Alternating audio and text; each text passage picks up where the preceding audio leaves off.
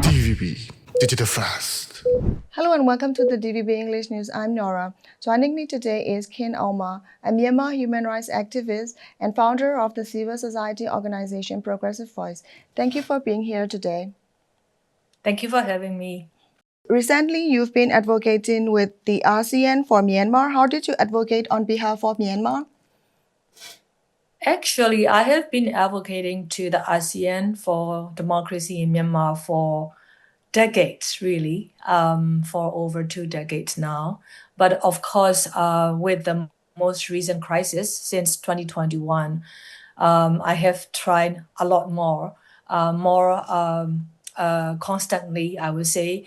But it's not only me and my organization. The way how we advocate is we advocate together collectively and coordinatedly with among the Myanmar civil society organizations, human rights groups, women's groups, youth, and also the civil society from the ASEAN and also international. So we always come together with the collective voice, but that voice is something that we reflect of what the people from the ground are needing, asking, or experiencing. So usually our networks in Myanmar, the civil society organizations or community-based organizations, including like the recent earthquake humanitarian frontline responders. We work with them. So basically, these groups on the ground in the country are with the Myanmar people, working with and working for, and they witness the people suffering. They hear what is happening and what also people are needing, what are the needs people are needing. So basically, we always come up with the collective statement, open letter, or position papers that we propose to the ASEAN. Usually, we don't only tell the ASEAN the problems the people are facing, but we tell them the solutions our Myanmar people are trying so hard on the ground. But we also give the ASEAN itself pragmatic solutions, such as, for example, like when it comes to the earthquake situation, we tell them that they need to actually, and in order for their earthquake relief effort to be effective and reach to the people in need, they need to work formally and collaborate with the NUG and the EROs, and also directly support the local humanitarian frontline responders, bypassing the Myanmar military junta who has been manipulating, obstructing the humanitarian aid and even weaponizing the aid. So like these kind of suggestion or the recommendations or the solution that we propose to the ASEAN. For example, another major proposal that we made to the ASEAN that they are still considering until now, which is very frustrating. For example, like we told them since 2021, 2022, when they started appointing the ASEAN Special Envoy, we told them that ASEAN Special Envoy should not be rotating based on the annual ASEAN chairmanship. It should be at least 3-year terms so that the ASEAN Special Envoy can really effectively address the crisis. But the ASEAN must formally and officially engage with the legitimate stakeholders or the legitimate representatives of the Myanmar people. That includes the NUG and the EROs.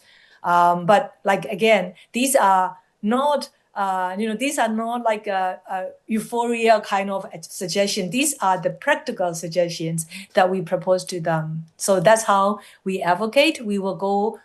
Sometime we will go ask for a meeting. We will meet with them. Sometime they will invite us so that we can go and engage with them and exchange those ideas and opinions, and then see how we can come to be on the common ground, which is until now has been very difficult. Has ASEAN Special Envoy been engaging with Myanmar stakeholders? Yes. The current chair is, of course, Malaysia. So the Special Envoy is the Malaysia ambassador or the diplomat who has been appointed as the Special Envoy.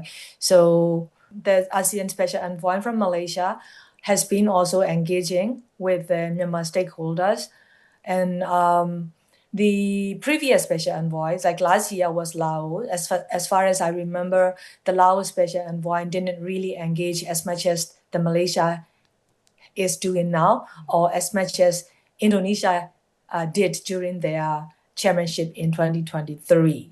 But I think the challenge that we're having is that these engagements from the special envoy need to be really consulted, and also the modality needs to be very solution oriented, where the safe space is provided for the Myanmar stakeholders. The safe space is provided where the ASEAN Special Envoy will really delve into the deep discussion with the stakeholders for the solution, rather than how ASEAN see the solution for Myanmar that he is bringing to the Myanmar stakeholders. He should be listening more from the Myanmar people and try to put them himself in the shoes of the Myanmar people in this and under the military's violence, and see these pragmatic solutions that Myanmar people are working themselves and proposing to the ASEAN, how he can facilitate for the ASEAN to actually work on those solutions. I think that's something that I really think that he should step up to look into that step. There are so many recommendations have been given from the Myanmar stakeholders. I'm sure from the political stakeholders like NUG and EROs have given their own, as much as we as the civil society has been given both publicly and privately. And all of these solutions should be already put on the table together in face-to-face meeting and really discuss, okay, what are the pragmatic way that the ASEAN can really address this crisis effectively, right? And then especially now after 4.5 years, the 5-point consensus, whether they like it or not, has failed for the people of Myanmar. The 5-point consensus has failed on addressing the crisis. So I think the pragmatic, logical next step for the ASEAN is to see, yes, ASEAN 5-point consensus is something as a agreement that they need to abide by and hold on to and make reference to. Okay, that's fine. But the 5-point themselves, the 5-point consensus themselves are not working on the ground, because the very main perpetrator of the Myanmar crisis, the Myanmar military, is totally disregarding, right? So in that particular situation, the ASEAN needs to be able to bypass those 5-point consensus, go beyond and see what are the real solutions that Myanmar people are proposing that ASEAN can really accommodate. I think that's the step is needing, which I'm hoping ASEAN Chair Malaysia has only 5 more months to finish its chairmanship term, which I'm hoping that at least some of those practical steps that Malaysia will be able to make a decisive, decisions for the ASEAN, I hope. In your writing, you have described Malaysia as a savior for ASEAN's credibility in Myanmar. Do you think it has led to a more people-centered approach to Myanmar? No, not yet. Not yet. ASEAN just claimed last year in October, saying that it will be Myanmar-led, Myanmar-owned process. But we propose that Myanmar-led, Myanmar-owned needs to be interpreted in a very clear way of what ASEAN means. So we have interpreted for them that Myanmar-led, Myanmar-owned process should be Myanmar people-led, Myanmar people-owned, Myanmar people-centered. Like you said, has there been Myanmar's the people-centered approach that ASEAN is taking? So far, not yet. The ASEAN Special Envoy engagement with the stakeholders themselves need to become more formalized, which is not yet at this point. So the people center, what that means is that people who themselves are really sharing everything of what they are doing, such as how they are addressing the humanitarian crisis, for example, or how they are building the blocks of the federal democracy for new Myanmar, right? Like what the Karenni people are doing in the Karenni, or what the people in Kodulai are doing right now, for example. The women are doing, and the youth are trying. So these are the things that need to be that need to be seen as the people-centered solution. And that is something that ASEAN still doesn't seem to really grab on it or recognize and or give the recognition yet. And I think that is a huge mistake or a weakness, major weakness in the ASEAN's current approach to Myanmar crisis. In the coming months, Malaysia will begin the handover process of the ASEAN chairmanship to the Philippines, as Myanmar will not chair ASEAN in 2026. Can we expect any progress from Malaysia, or do we have to wait for Manila? It really depends on, like I was saying, it really depends on how Malaysia really want to use up the next 5 months effectively, also for their own political legacy, yeah, because Malaysia is the country who accepted the previous military regime of Myanmar, General Tan Swie regime, who came without, through the election, right, which was illegitimate military junta. They were the one who accepted Myanmar into the ASEAN. So yes, I can imagine of how Malaysia feels more responsible within the ASEAN, that how they should try to resolve the Myanmar crisis. But I think the challenge is that they keep the whole ASEAN, including Malaysia, they are so focused on this state-centric approach, meaning they differentiate, or they equate the Myanmar state sovereignty with whoever is sitting in Naypyidaw, which is in the reality is very wrong in context of Myanmar, because the Myanmar military is still in Naypyidaw. However, there are revolutionary forces also in Naypyidaw, you see. Then also the country's territorial control has a vast majority of the country's territory is already under the control or administration of the revolutionary forces or the resistance movement, NUG, and the EROs. So basically, Myanmar sovereign state cannot be only equated with who is sitting in the Naypyidaw, buildings, yeah. So I think this is something Malaysia needs to be very pragmatic, and they need to have a political courage. If they want to show their leadership, if they want to show that they were able to do something for Myanmar to take the next step, at least, if not totally resolved of the crisis yet, what they need to do is in the next 5 months, they need to really sit down with the legitimate stakeholders from Myanmar, where the people actually gave the vote in 2020, where the ethnic communities gave their consent for their representation in the political process, such as like the NUCC or the like a joint coordinating body, like a multi-ethnic councils. So these are the bodies that are actually being they are the ones shaping the new federal democratic Myanmar future. Yeah. So ASEAN needs to really sit down with, the Malaysia. So the next 5 months will run so fast.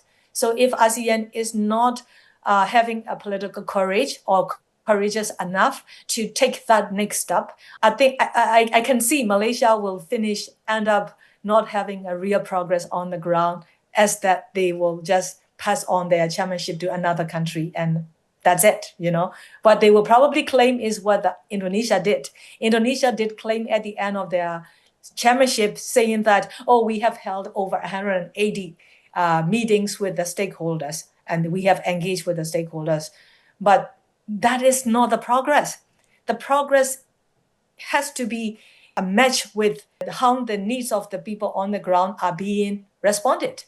So the Malaysia cannot just end their chairmanship saying that, we have held more than 200, 300 meetings with the Myanmar stakeholders. That is not the progress at all, which is, in fact, that's the very reason I said the Malaysia should be the savior, or the Malaysia plays a very important role to ensure that very little dignity or the credibility left with within ASEAN in responding Myanmar crisis.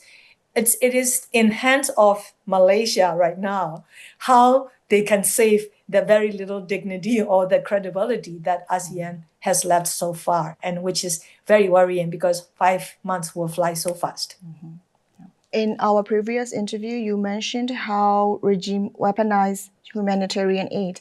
Now that 3 months have passed since the March 28th earthquake, has there been any change? So including like our organization, and there are many civil society and community-based groups, frontline humanitarian responders in the country are working together. Through the border channels, we've been collaborating very closely and very effectively. As much as we know, the NUG has also been doing from their end of the best with their own networks and their administration. Through their administration and coordination mechanisms as well. But I think what we are now at that stage now already is after 3 months, right? So we are still seeing the aftershock or the smaller earthquakes continue even until like yesterday being reported. So the people on the ground, as much as we are delivering the aid to the people. So we have been delivering the first phase, which is the emergency relief, of course, but also we have already, been delivering also the intermediate or the first phase of the recovery as well, including water pampers, for example, or the temporary toilets or temporary housings, for example.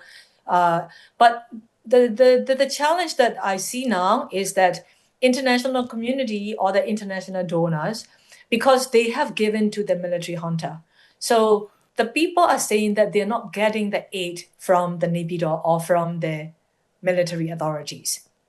And especially for the areas where the resistance under the resistance administration or the NUG administration areas, it's even more challenging, right? Because the junta intentionally block and weaponize the aid to ensure that aid doesn't reach to those areas where they are attacking, where they continue to be attacking. So I think the weaponization of the aid is very severe, which is something that ASEAN must address. I mean, ASEAN will talk about the earthquake relief or the recovery phase of the need, but ASEAN cannot neglect the over 3.5 million population who had to flee from the military's bombings and artillery shellings, who are not getting their international aid through ASEAN or through the UN.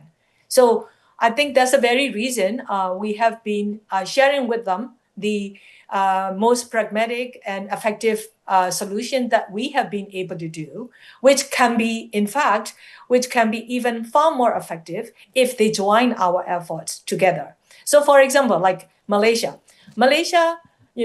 could open one hospital in Sagai under the military junta's control area. Just one. I mean, seriously, one temporary hospital, right? What about the other areas? What about the areas under the NUG control or the ERO's control administration? So military junta will, of course, tell them you cannot go into those areas. But the NUG, the EROs are welcoming them. Come to our areas. This is where you can come in, right? So again, it's not like lack of solution. I think the ASEAN itself is not.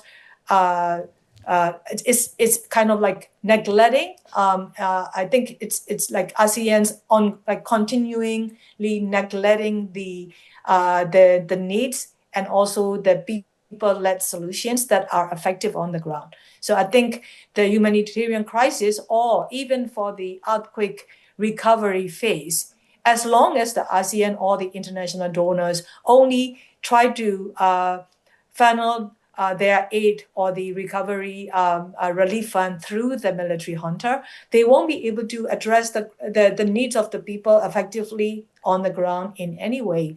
And I mean, you can hear more from the people now. The people become so quiet, and also it's because they are disappointed, right? Mm-hmm. And they don't even think of the international aid or the ASEAN aid, not anymore, because the reality is it's not coming to them, even in the very immediate aftermath of the earthquake. So after 3 months, who wants to keep longing for or waiting for the aid from the ASEAN or the international, because they know that it's not coming to them.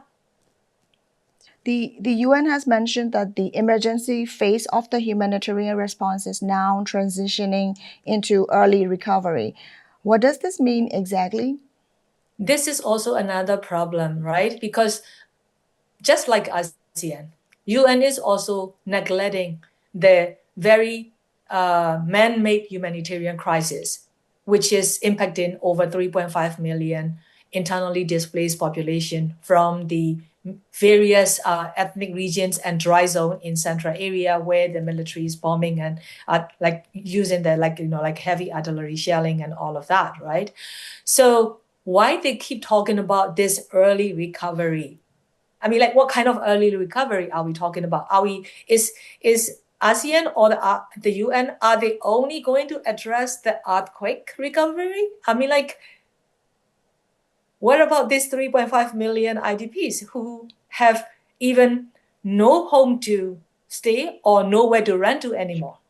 So it's been very unfair, and it's been very, I would say, also very like a negligence of their international humanitarian obligation. When it comes to Myanmar crisis, they are intentionally or deliberately like trying to ignore the very most vulnerable population under the military hunters attacks, and instead like when the earthquake happened, as if it gave them a chance to kind of like tell the world that they are addressing the humanitarian crisis, but they are not.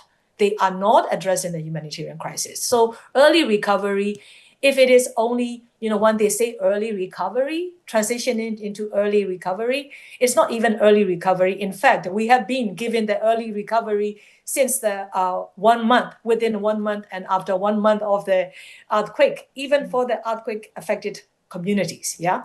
But now that if UN is saying that now is the transition into early recovery, it is way too late, even for the earthquake. So especially when they don't address the internally displaced people, where the humanitarian aid be intentionally obstructed and weaponized by the junta, they are not doing their job at all. They are not doing their job at all. And they have failed on the people of Myanmar again and again, repeatedly. It's really frustrating.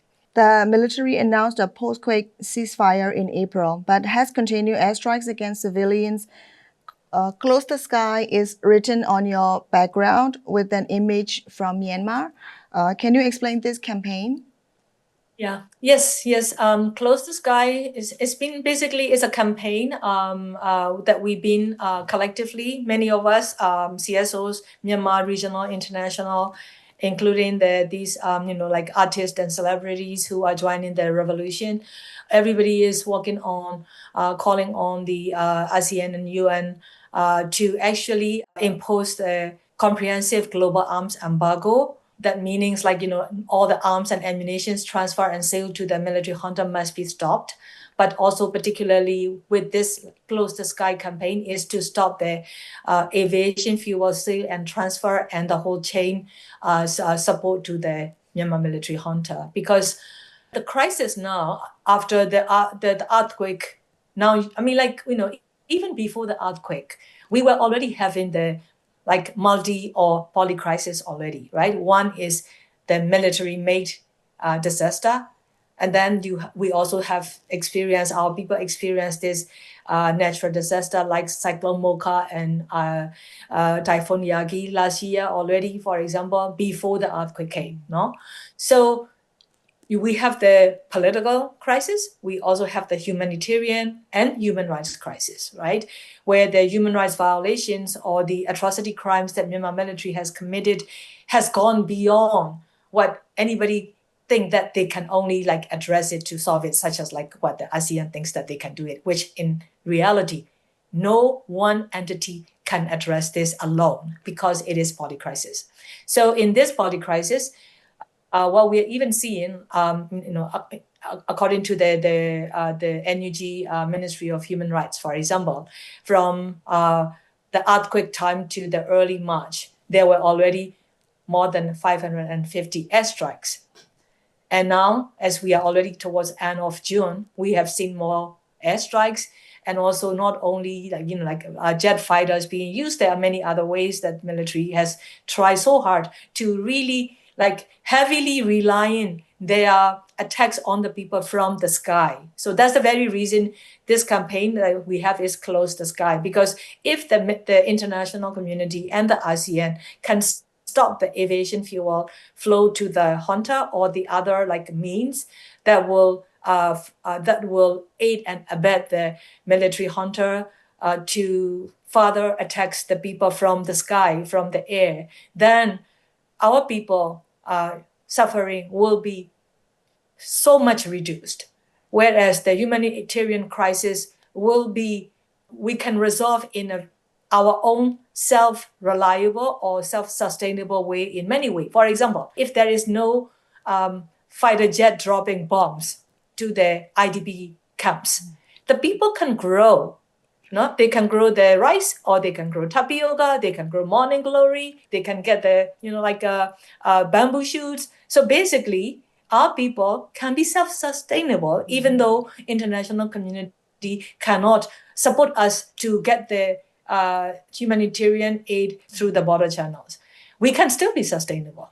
But when the military keeps bombing, people have to keep fleeing, keep hiding, then we cannot have our own sustainable solution either, where when the ASEAN and the UN cannot also help, or they don't help.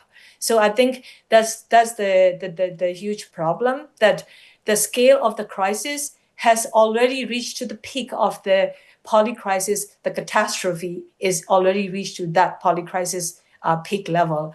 And I think that it's a major mistake that ASEAN keep ignoring or try to work together with the Myanmar people, is because Myanmar crisis, all the spillover effects will come immediately to the region, and which we have been seeing already. Even earthquake, look at all the way from Sagaing to Bangkok, Thailand, for example, right? And then we see the smoke pollution problem from Myanmar side will come to Thailand side right away. The people will flee to Thailand because of the airstrikes, or because of the forced conscription of the military junta. So people don't have a place in their own country.